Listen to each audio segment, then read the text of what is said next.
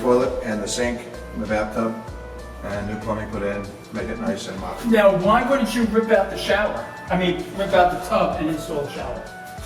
Well, again, I have small kids, so they want to have, Very important, if you're rehabbing a house, always make sure, unless it's in an adult community, there's at least a bathtub, because young families want that to bathe their children.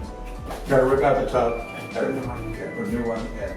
That's a couple $100. The toilet's $150. The bathroom's gonna be $300. Okay. Tiling for the floors, maybe, it's probably a cement job on the floors that has to be ripped out and redone. Are you retiling the walls? Everything, the shower surround and everything.